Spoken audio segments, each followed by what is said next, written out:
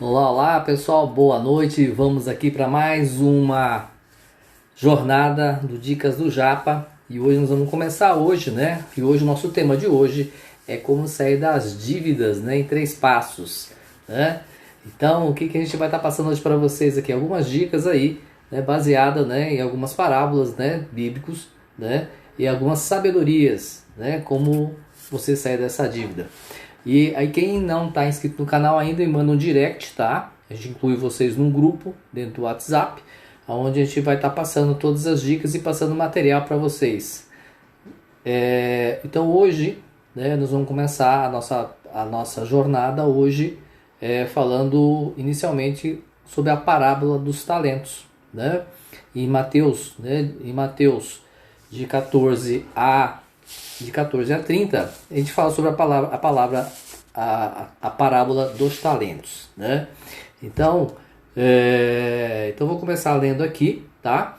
Para quem quiser acompanhar, tá? Na Bíblia, Mateus 25, de 14 a 34, tá? Nós vamos estar falando um pouquinho sobre a parábola dos talentos, tá?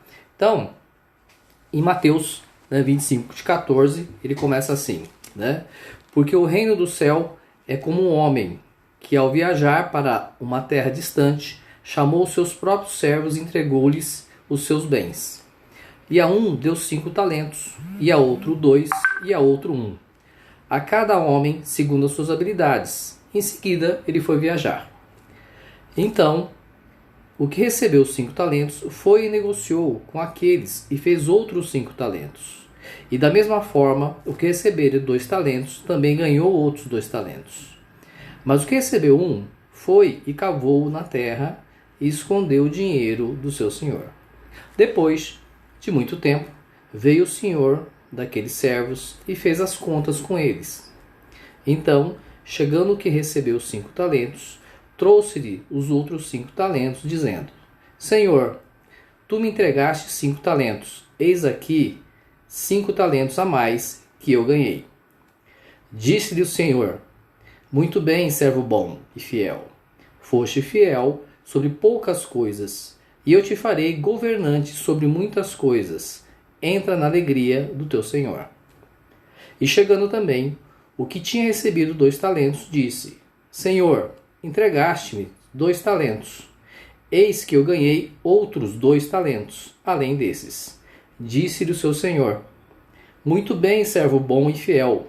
Foste fiel sobre poucas coisas, e eu te farei governante sobre muitas coisas. Entra na alegria do seu senhor. Então, chegando que recebera 1 talento, disse: Senhor, eu soube que és um homem muito duro, que colhes onde não semeastes e ajuntas onde não espalhastes. E receoso eu fui e escondi na terra o seu talento. Eis que aqui está o que é teu. Respondendo seu senhor, disse-lhe: Servo perverso e preguiçoso, tu sabias que eu colho onde não semeei e ajunto onde eu não espalhei. Tu deverias, portanto, ter dado seu dinheiro aos cambistas, e então, na minha vinda, teria recebido o meu com juros. Tomai, portanto, o talento dele e dai-o ao que tem 10 talentos. Porque a cada um que tiver será dado, e terá em abundância. Mas o que não tiver será tomado até o que ele tem. E lancei o servo inútil nas trevas exteriores. Ali haverá pranto e ranger de dentes. Gente, a parábola dos talentos, né, eu demorei muito tempo para entender o seu significado e a sua significância, né? E a gente costuma dizer, né, dentro de João 23, né, que Deus diz o seguinte, né, que eu vim para que tenham vida e vida em abundância. E a parábola dos talentos, ele exemplifica justamente isso, né? Aquele que multiplica os seus talentos, que multiplica e a abundância e transborda o que ele sabe, o que ele tem, ele recebe isso em abundância. Agora aquele que não multiplica os seus talentos, ele vai ter o quê? Prantos e ranger de dentes. Isso justifica ou explica em boa parte porque muitas pessoas hoje vivem uma vida de escassez. Muitas pessoas vivem no sentido, sempre estão o quê? Endividadas. São pessoas, né, que na concepção de improdutividade, ele se encontra na pobreza. E aqui lembrando que pobreza não tem a ver com dinheiro, tem a ver com a improdutividade. E enquanto improdutivo você não prospera. Então o que a gente tem que aprender? Né? Que a prosperidade ele está no quê? Ele está na sabedoria. Né? Em livro de Provérbios, né, que fala sobre Salomão, né? E Salomão foi um dos reis que tomou o trono, né, aos 12 anos. E quando Deus perguntou para ele o que ele gostaria que Deus desse para ele, a única coisa que ele pediu a Deus foi sabedoria. E existem 3 coisas na sabedoria. Né? Toda vez que você toma a sabedoria, né, você tem, primeiramente, o poder de tomar decisões. Quem tem sabedoria tem o poder de tomar decisões. Agora, quem tem sabedoria também tem o poder de resolver problemas difíceis, sem criar novos problemas. E quem tem sabedoria, e a sabedoria ela te ajuda também a você ganhar e administrar o seu dinheiro.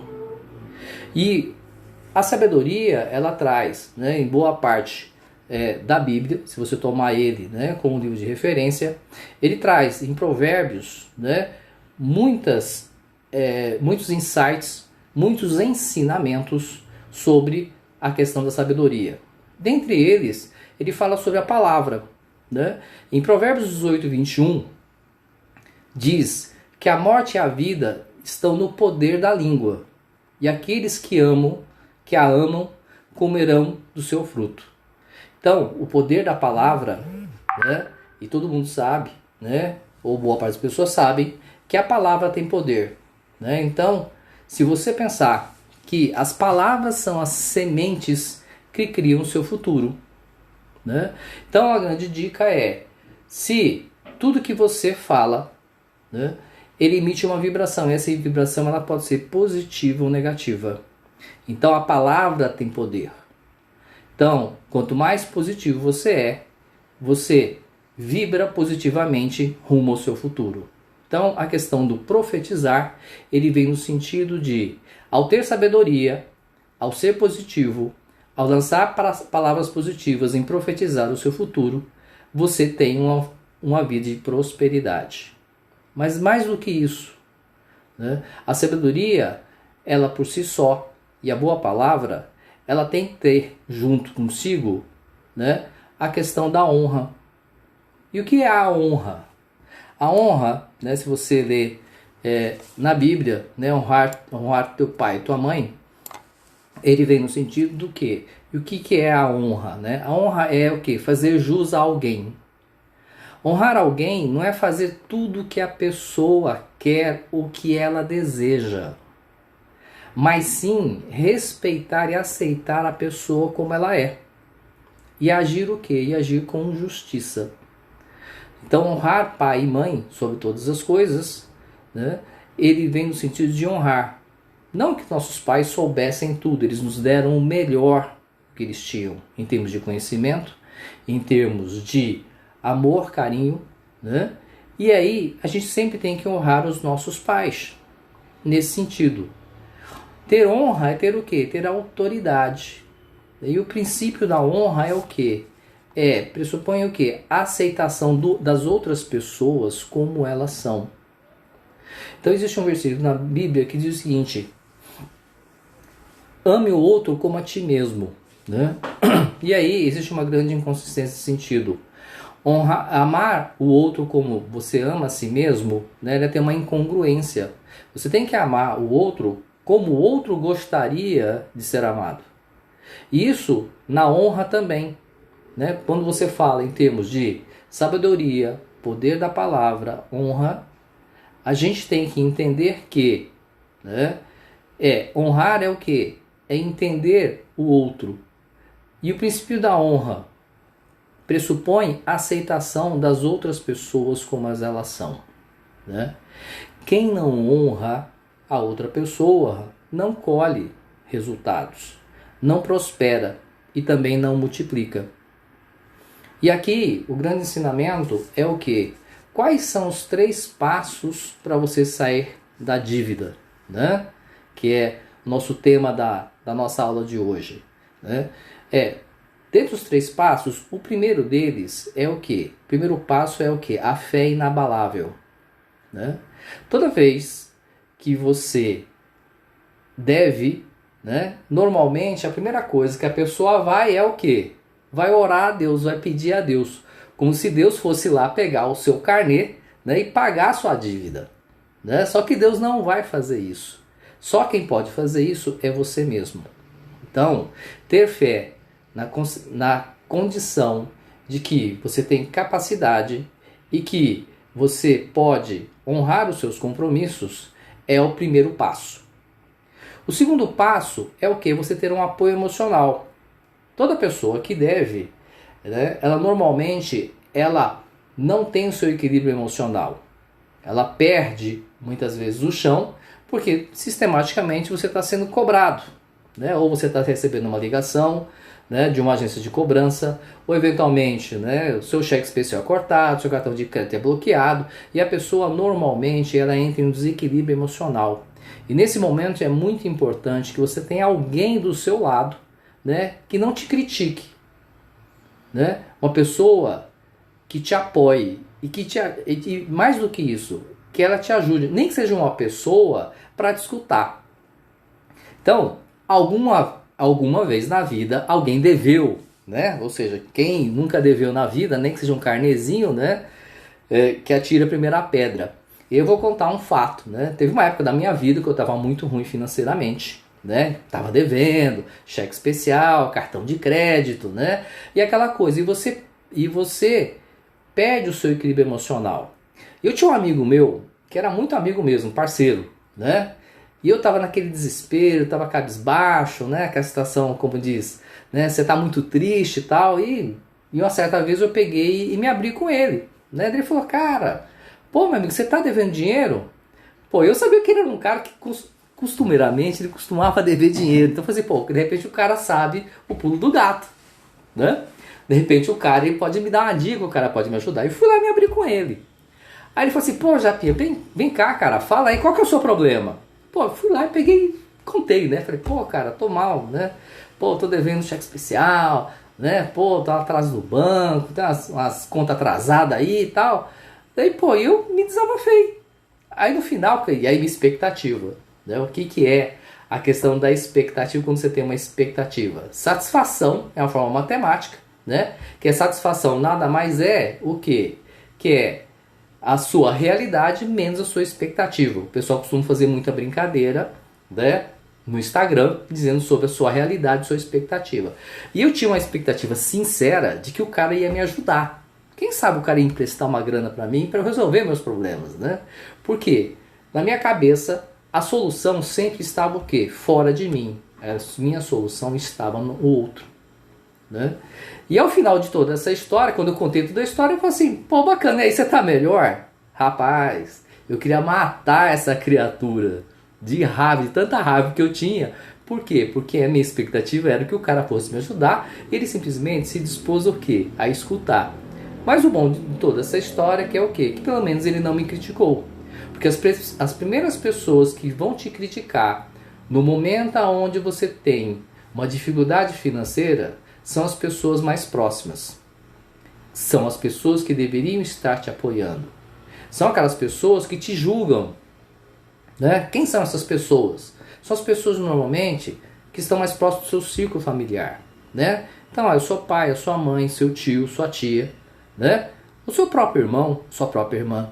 São essas primeiras pessoas que vão te criticar. Então busque, ou seus amigos também. Então busque uma pessoa que te traga este apoio emocional. Então, em Provérbios diz também que, né, que é necessário você ter conselheiros. Né? Por que Salomão foi, né, o maior rei, né, e reinou por um bom período sem ter nenhuma guerra? Por quê? Porque ele sempre teve conselheiros, né? Ele teve um conselho de anciãos. Então a primeira coisa que Salomão fez foi buscar um conselheiro de cada uma das 12 tribos de Judá para se aconselhar. Então, nesses momentos aonde você tem a sua situação financeira, ela está em desequilíbrio, busque o quê? Conselheiros. Busquem pessoas que possam lhe ajudar. né?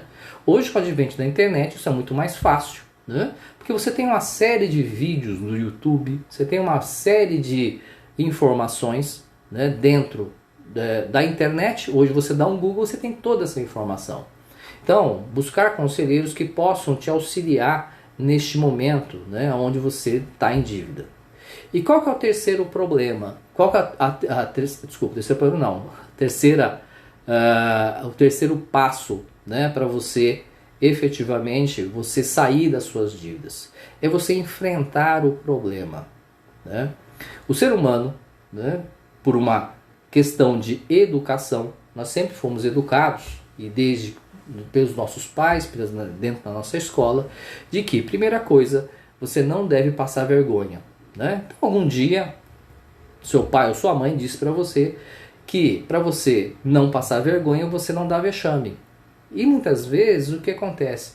Você acha que a solução está no outro e você não tem coragem de enfrentar os seus problemas. Então, normalmente quando você não tem coragem, você deixa o problema para depois. E quando você deixa o problema para depois, esse problema ele só tende a se agravar. Então a gente tem que entender que, né, a grande maioria das pessoas hoje que devem no cartão de crédito, né, elas cometem alguns erros. Qual que são os erros? Primeiro erro é comprar por impulso. E o segundo erro é o quê? É você não enfrentar o seu problema de frente, né? Então, muitas vezes, a pessoa ela começa, né, fazendo o quê? Qual que é o erro principal de quem tem cartão de crédito? Normalmente ele começa a pagar o quê? O valor mínimo. Só que quando você paga o valor mínimo, a taxa de juros que é cobrada dentro do cartão de crédito, ela é muito superior.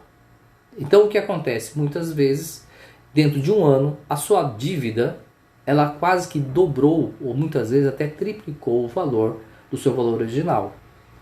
Então, você não enfrentar o problema, não enfrentar o problema de frente, faz com que você efetivamente entre num círculo vicioso. E qual que é esse círculo vicioso? É que você vai buscar outras soluções para cobrir aquele buraco. E o que você vai fazer normalmente? O que o brasileiro médio, né, faz em geral? Ele vai buscar uma outra fonte de financiamento. Então ele começa basicamente pelo cheque especial, ele se endivida no cheque especial, ele se endivida no cartão de crédito, e aí ele vai buscar o quê? O famoso financiamento ou empréstimo pessoal. Hoje, boa parte dos aposentados hoje, eles se encontram, né, endividados através do crédito consignado. E aí vamos entender, né, a questão do dinheiro bom e do dinheiro ruim. Toda vez que você empresta um dinheiro, né, esse dinheiro ele pode ser um dinheiro bom ou um dinheiro ruim. Quando é que ele é um dinheiro bom?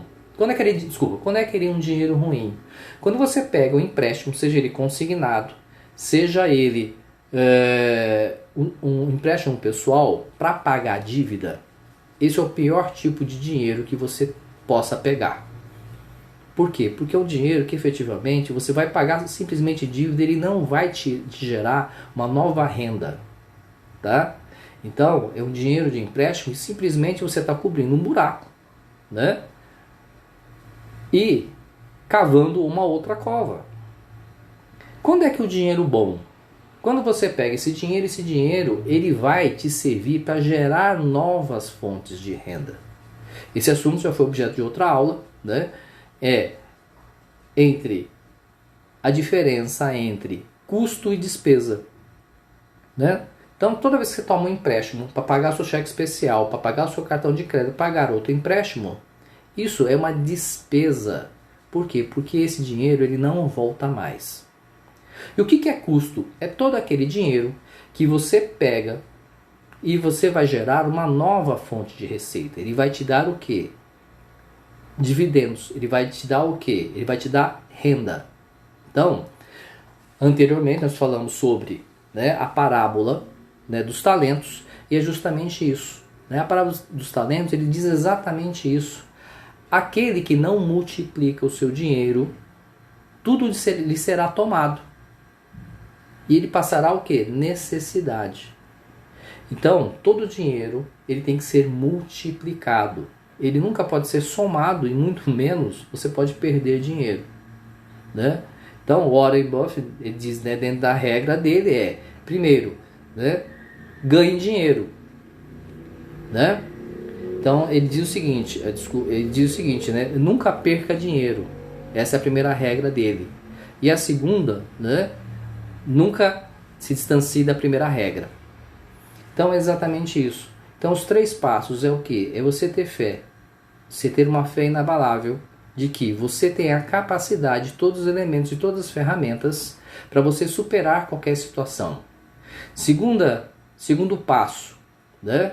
Ter um equilíbrio emocional, um apoio emocional. Ter alguém, reúna-se com conselheiros, pessoas que possam lhe ajudar para você sair das suas dívidas, você equalizar as suas dívidas, você alongar prazo, né? Você efetivamente gerar novas fontes de receita. E qual que é o terceiro passo? O terceiro passo é a coragem para você enfrentar os seus problemas. Honre os seus credores, né? Hoje, se você pensar, né, dos 80 milhões da população economicamente ativa, nós estamos chegando aos números aí de quase 13 milhões de desempregados ante a pandemia e 52% da população hoje encontra-se endividada. E muitas pessoas hoje estão desesperadas, né? Estão com o seu emocional abalado, estão com a sua fé abalada e não tem coragem de enfrentar o problema. Elas acham que o governo, né, dando uma assistência, ele vai resolver o problema. Ele não vai resolver o problema. Você tem que buscar enfrentar os seus problemas de frente e ter coragem para enfrentar e para resolver os seus problemas. Então, efetivamente, esses são os 3 passos. Ter uma fé inabalável, um apoio emocional e o que? Coragem para enfrentar os seus problemas. Tá?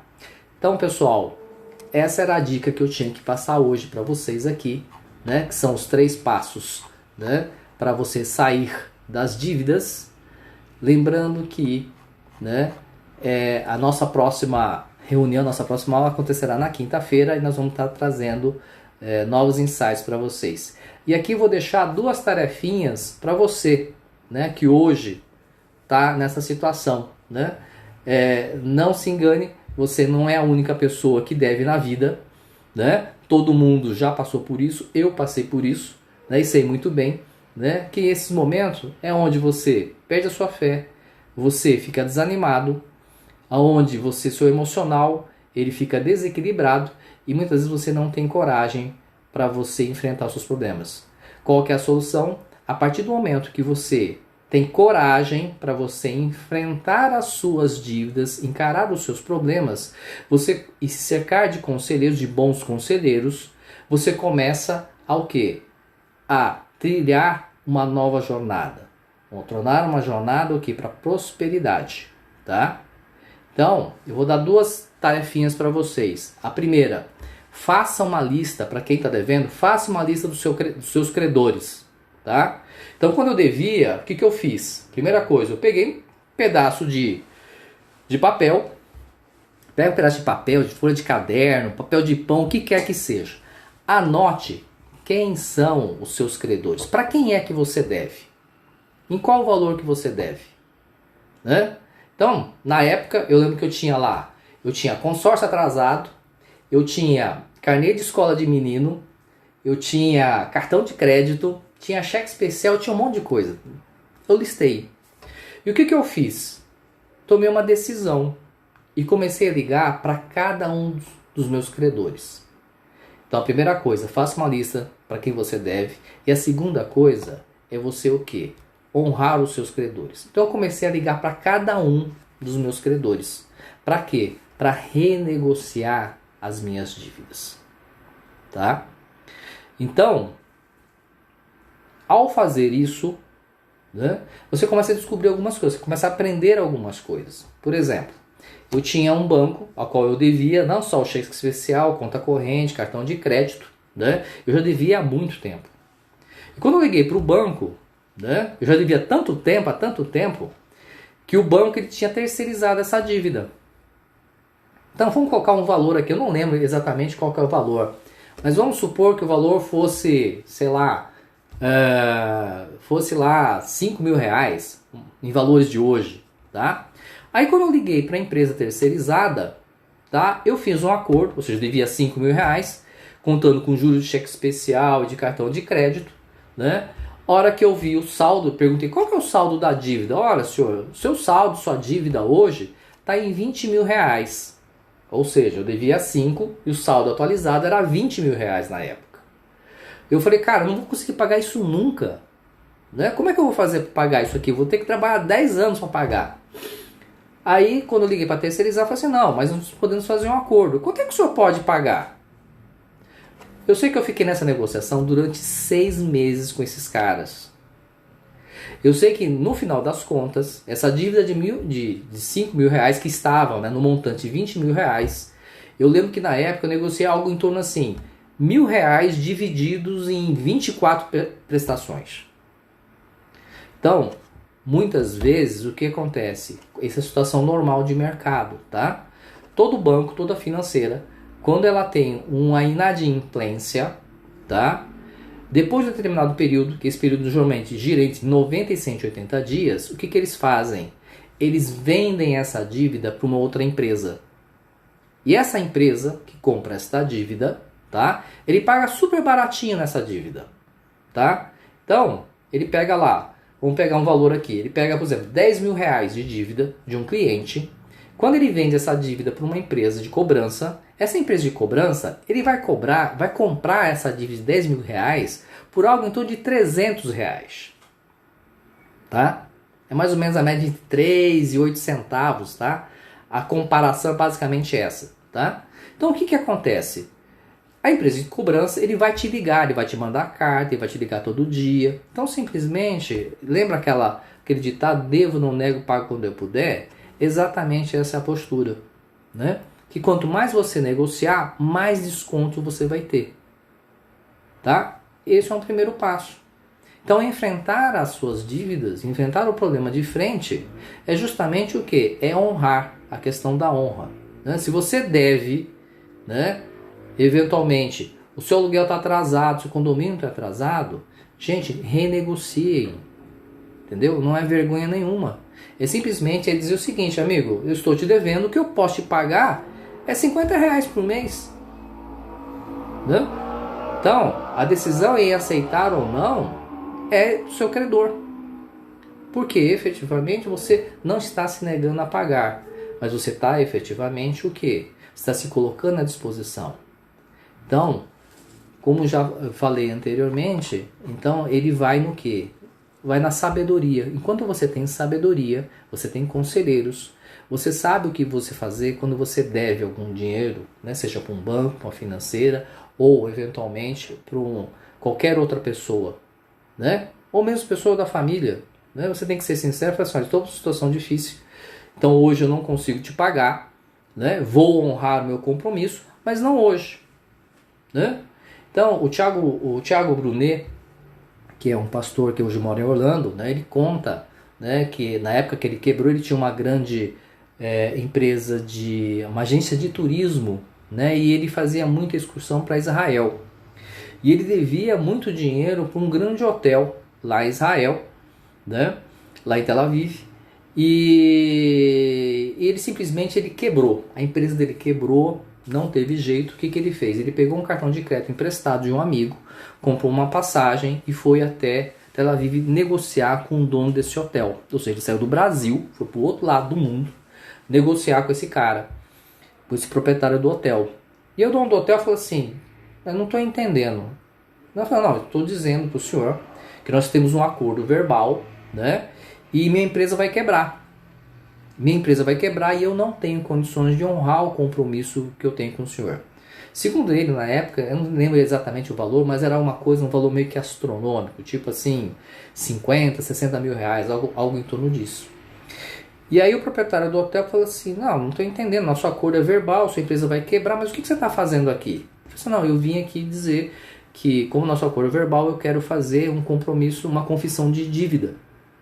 Então, eu não sei quando é que eu vou conseguir pagar para o senhor, mas eu quero fazer uma confissão de dívida. E o dono do hotel, surpreendido com a atitude do Thiago Brunet, ele falou assim, não, vamos fazer o seguinte, pela sua sinceridade, volta para o Brasil, fica tranquilo, você não me deve mais nada. Ou seja, a coisa mais maluca que ele nunca imaginou, que devendo a quantia que ele devia, a pessoa fosse perdoar a dívida dele. E ele voltou e falou assim, não, volte para o Brasil, reconstrua a sua vida e um dia você me paga. Mas hoje você não me deve mais nada. Vá em paz. Pois bem, Thiago Brunet, né, ele se reergueu novamente. Sistematicamente ele faz excursões não só de negócios, mas outras excursões, né, para quem quer conhecer a região, né, de Israel. Segundo ele, eu acho que ele falou assim, olha, segundo os meus cálculos, aquilo que eu devia, né, eu já retribuí ele 10 ou 20 vezes mais de pessoas que eu levei, e toda vez que eu vou levar alguém, né, para fazer esse tour, todas as pessoas ficam hospedadas nesse hotel. É óbvio que o dono do hotel hoje é amigo dele. Então todas são fases. Você só sai dessa fase quando efetivamente você encara os seus problemas, né? Então, ter sabedoria, se cercar de bons conselheiros, não perder a fé e enfrentar os seus problemas. Então a tarefa de hoje que fica para vocês é, primeiro, faça uma lista dos seus credores. Segunda tarefa, ligue para todas as pessoas que você deve e negocie a sua dívida. Tá? E descreva como é que foi essa negociação. Tá? Para quem quiser o resumo dessa aula, tá? Me manda um direct que eu vou mandar um PDF com o resumo dessa aula para vocês. Tá bom, pessoal? Tá? Eu espero que vocês tenham gostado dessa aula, tá? E até quinta-feira. E quinta-feira, né, a gente vai ter um novo tema, né? Eu vou ver se eu consigo trazer um amigo meu para estar falando sobre a questão de empregabilidade, tá? De relocação, tá? Se eventualmente ele não puder participar, eu vou trazer um outro amigo meu que ele fala sobre restabelecimento de casamentos, tá? 3 grandes assuntos, né? Os 2 principais assuntos que estão hoje durante a pandemia. O primeiro deles é justamente essa questão, né? As pessoas de relacionamento dentro de casa e a questão do endividamento, né, da situação, tá bom? Então, gente, fique com Deus e até a próxima quinta-feira, né, com dicas do Japa. E quem quiser, manda um direct que eu mando material para vocês, tá bom? Um abraço a todos, beijo no coração.